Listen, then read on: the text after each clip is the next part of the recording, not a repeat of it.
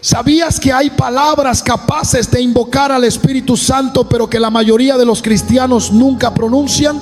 En Romanos capítulo 8, versículo 26, la Biblia nos dice: el Espíritu nos ayuda en nuestra debilidad. Pues, ¿qué hemos de pedir como conviene? No lo sabemos, pero el Espíritu mismo intercede por nosotros con gemidos indecibles.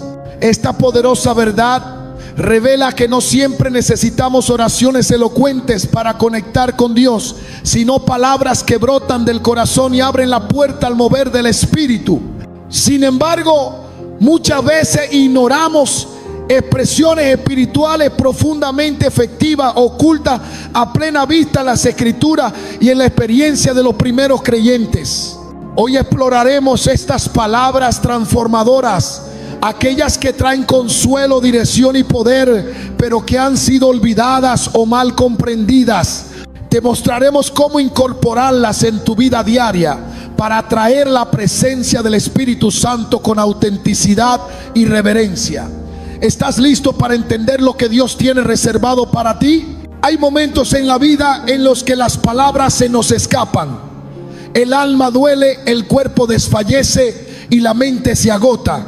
En esos instantes, muchos cristianos guardan silencio creyendo que ya no queda nada que decir. Pero es precisamente ahí, cuando el corazón está quebrado, donde surgen las palabras más poderosas para invocar al Espíritu Santo. No son palabras ensayadas ni frases estructuradas por una teología perfecta. Son susurros nacidos del dolor, gritos desesperados que parten desde lo más profundo del ser. El salmista lo expresó así: cercano está el Señor a los quebrantados de corazón y salva a los contritos de espíritu, según el Salmo capítulo 34, versículo 18. Este versículo no es una metáfora poética, es una verdad espiritual que revela una puerta. El quebranto es un altar donde el Espíritu Santo desciende con poder. Cuando Pedro negó a Jesús por tercera vez, no pronunció un discurso, no pidió perdón con palabras elaboradas, solo salió y lloró amargamente. Esas lágrimas eran oración, eran lenguaje del alma. Era la confesión sin voz que solo el Espíritu entiende. Hay cristianos que han creído que si no oran como los demás, Dios no los escucha. Pero el Espíritu Santo no se conmueve por la elocuencia, sino por la autenticidad. En Romanos capítulo 8, versículo 26, se nos revela un misterio sobrenatural. El Espíritu nos ayuda en nuestra debilidad. Pues ¿qué hemos de pedir como conviene? No lo sabemos, pero el Espíritu mismo intercede por nosotros con gemidos indecibles. Estos gemidos no se forman con los labios, sino con el alma rota. En momentos de quebranto, decir no puedo más, ven a mí, no me dejes, son palabras que encienden el cielo. Esas expresiones que a muchos les parecen debilidad, son en realidad llaves que abren la presencia del Consolador. Porque cuando el alma se vacía de orgullo, se llena del Espíritu. Un hombre me dijo una vez que solo logró sentir a Dios cuando entre lágrimas susurró: Espíritu Santo, si estás conmigo, no me dejes morir así. No fue una oración larga, pero fue la más verdadera de su vida. Y fue ahí, en ese susurro desesperado, donde la presencia de Dios lo envolvió como nunca antes. A veces solo necesitamos rendirnos para que Él venga. Hay palabras que no surgen del dolor, sino de la rendición voluntaria y gozosa. Palabras que no suplican desde el abismo, sino que proclaman desde el Espíritu. La alabanza espontánea, aquella que brota sin planificación, es una de las expresiones más poderosas que atrae al Espíritu Santo con intensidad.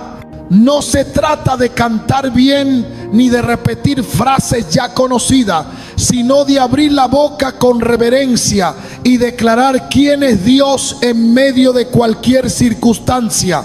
Cuando Pablo y Silas estaban encarcelados en medio de la noche, no se quejaron ni exigieron liberación. Hechos capítulo 16, versículo 25 dice: pero a medianoche, orando Pablo y Silas, cantaban himnos a Dios y los presos los oían. Fue en ese momento que los cimientos de la cárcel temblaron. No fue una predicación, fue una alabanza. Y el poder del Espíritu Santo se manifestó. La alabanza genuina no depende del lugar ni de las emociones. Es un acto consciente del alma que decide reconocer la grandeza de Dios por encima de la lógica y el entorno. Frases como tú eres santo, tú reinas, toda la gloria es tuya, pronunciadas sin reservas, se convierten en un llamado directo al Espíritu de Dios. En el Salmo capítulo 22 versículo 3 se revela un principio espiritual profundo. Tú eres santo, tú que habitas entre las alabanzas de Israel. El Espíritu Santo no visita ocasionalmente alabanza sincera, Él habita en ella.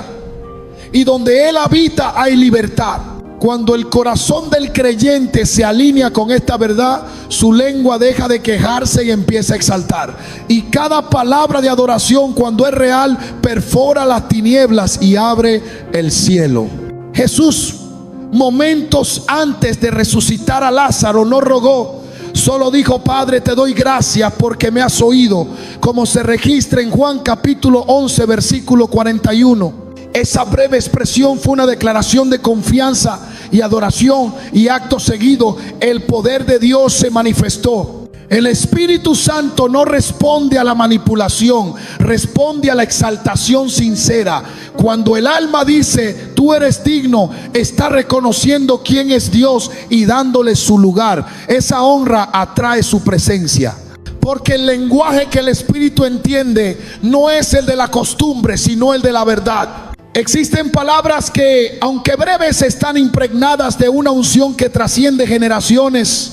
Fueron pronunciadas por los primeros creyentes y conservan una profundidad espiritual que muchos hoy han olvidado. Estas expresiones no surgieron de fórmulas humanas, sino del Espíritu mismo, y fueron repetidas con reverencia porque su significado iba más allá de lo literal. En tiempos de persecución, la iglesia primitiva no se sostenía solo por discurso, sino por palabras que eran proclamaciones espirituales vivas. Una de ellas era Maranata, una invocación que no solo esperaba el regreso de Cristo, sino que también anunciaba su presencia entre los creyentes. Esta palabra, mencionada en 1 de Corintios capítulo 16 versículo 22, lleva consigo una expectativa activa del Espíritu. Al decir Maránata, el alma se prepara, se dispone, se abre a la venida y acción de Dios en el presente. Otra palabra poderosa usada en los primeros siglos fue Abba, un término arameo que significa padre, pero que implica intimidad, dependencia y rendición. En Romanos capítulo 8 versículo 15 se nos dice: pues no habéis recibido el espíritu de esclavitud para estar otra vez en temor, sino que habéis recibido el espíritu de adopción, por el cual clamamos: Abba, Padre. Este clamor no es repetición vacía, es lenguaje espiritual. Cuando un creyente dice Abba desde lo más profundo de su ser, está reconociendo al Espíritu Santo como fuente, guía y autoridad. No es simplemente una palabra antigua, es una llave que abre el acceso a una relación viva con Dios. Los creyentes del libro de los Hechos entendían que ciertas palabras, al ser pronunciadas con fe, no eran declaraciones comunes, sino portadoras de gloria. Ven, Espíritu Santo no era una frase ocasional, era una súplica urgente que llenaba habitaciones y transformaba corazones. Hechos capítulo 2 versículo 4 describe el momento en que fueron todos llenos del Espíritu Santo y comenzaron a hablar en otras lenguas según el Espíritu les daba que hablasen. Esa llenura fue provocada por corazones expectantes y labios dispuestos. Cada palabra dirigida al cielo desde aquella habitación alta fue escuchada. El lenguaje espiritual no se mide por su novedad, sino por su raíz en la verdad eterna. Y muchas de estas palabras, ignoradas por la costumbre moderna, siguen siendo canales vivos para la manifestación del Espíritu Santo. Decirlas con conciencia, con fe y con reverencia es volver al fuego original. Hay palabras que no se dicen con facilidad, porque cada vez que se pronuncian, algo en el interior debe morir. No son frases decorativas ni expresiones de costumbre. Son declaraciones que rasgan el alma, que confrontan la voluntad humana y que permiten que el Espíritu Santo tome el control total. Decir haz tu voluntad no es un acto liviano, es una entrega absoluta. Es renunciar a todo plan personal y permitir que el cielo imponga su diseño. Jesús lo expresó en el momento más oscuro de su humanidad, cuando su sudor era como gotas de sangre que caían a tierra. En Lucas capítulo 22 versículo 42, Él dijo: Padre, si quieres, pasa de mí esta copa, pero no se haga mi voluntad sino la tuya. Esa frase marcó el punto exacto donde el cielo descendió con fuerza, porque la rendición siempre antecede a la manifestación. La rendición no es un sentimiento, es una postura espiritual. Y cada vez que alguien se atreve a pronunciar heme aquí, no está informando, está ofreciendo su vida entera como instrumento. Isaías lo comprendió cuando, al contemplar la santidad de Dios, quedó deshecho por dentro. Solo después de ser tocado por el carbón encendido del altar, pudo responder con esas palabras. Isaías capítulo 6 versículo 8 lo deja claro. Después oí la voz del Señor que decía: ¿a quién enviaré y quién irá por nosotros? Entonces respondí yo: heme aquí, envíame a mí. La declaración heme aquí no depende de saber a dónde irás ni qué harás, depende de quién te llama. Estas palabras no invocan al Espíritu Santo como un recurso externo, sino como Señor absoluto. Son el lenguaje de la obediencia radical, de la fe sin condiciones, de la disposición sin reserva. Son palabras que no se repiten para aparentar espiritualidad, sino que nacen en quienes han entendido que el control no es sinónimo de seguridad, sino de obstáculo. En Romanos capítulo 12 versículo 1, Pablo exhorta diciendo: así que, hermanos, os ruego por la misericordia de Dios, que presentéis vuestros cuerpos en sacrificio vivo, santo, agradable a Dios, que es vuestro culto racional. La entrega es el lenguaje que el Espíritu Santo honra. Donde hay rendición, hay derramamiento. Cuando el alma se atreve a hablar desde la renuncia, el cielo responde con llenura. No hay expresión más directa para invitar al Espíritu que decir: ya no quiero mi voluntad, quiero la tuya. Porque el Espíritu no viene a completar planes humanos, viene a establecer el reino. El Espíritu Santo no solo se invoca con palabras audibles. Hay momentos en los que la boca calla, pero el alma clama. Hay instantes donde la voz humana es reemplazada por un lenguaje más alto, uno que no necesita articulación, porque es el Espíritu mismo quien toma el control. La palabra lo afirma con claridad en Romanos capítulo 8 versículo 26. Y de igual manera el Espíritu nos ayuda en nuestra debilidad, pues ¿qué hemos de pedir como conviene? No lo sabemos, pero el Espíritu mismo intercede por nosotros con gemidos indecibles. Este versículo no habla de una metáfora emocional, sino de una realidad espiritual. Hay oraciones sin sonido que provocan movimiento en los cielos. En la presencia de Dios el silencio no es vacío, es reverencia. Es la suspensión de todo ruido humano para que solo hable el Espíritu. Cuando los sacerdotes entraban al lugar santísimo, no entraban con palabras abundantes. Lo hacían con temor, sabiendo que una sola palabra fuera de lugar podía costarles la vida. En Habacuc capítulo 2 versículo 20 está escrito: mas el Señor está en su santo templo, calle delante de él toda la tierra. El silencio delante de Dios no es ausencia de comunicación, es profundidad de comunión. Es la expresión más pura de un corazón que reconoce la majestad de quien tiene delante. En muchas ocasiones el Espíritu Santo se manifiesta con mayor fuerza cuando el alma ya no tiene nada más que decir, cuando la oración cesa, pero la entrega permanece. En esos momentos lo que se eleva no son frases, sino suspiros, lágrimas, quietud. En Lamentaciones capítulo 2 versículo 19 se exhorta, levántate, da voces en la noche. Al comenzar la vigilia, derrama como agua tu corazón ante la presencia del Señor. Esta clase de clamor no siempre tiene forma definida, pero es oído en el cielo como una ofrenda sincera. El silencio espiritual no es pasividad, es expectación, es quedarse quieto, no por falta de fe, sino por conciencia de que el Espíritu está obrando. Moisés lo vivió cuando el pueblo de Israel, acorralado frente al mar, comenzó a quejarse y a temer. Su respuesta no fue organizar una estrategia, sino esperar. En Éxodo capítulo 14, versículo 14, Dios le dijo: el Señor peleará por vosotros y vosotros estaréis tranquilos. La tranquilidad delante de Dios no es resignación, es una postura de confianza absoluta. Y cuando el corazón se posiciona así, el Espíritu responde. También en los Salmos se revela esta verdad. En el Salmo capítulo 62, versículo 1 se declara: en Dios solamente está callada mi alma, de Él viene mi salvación. No es el bullicio lo que atrae la unción, sino la disposición del corazón. Hay batallas que no se ganan hablando, sino callando ante el Señor. Hay direcciones que no se reciben con argumentos, sino con pausa. El Espíritu Santo no solo habita en medio de las alabanzas, también se manifiesta con poder en el espacio, donde cesa la voz humana y empieza el lenguaje eterno.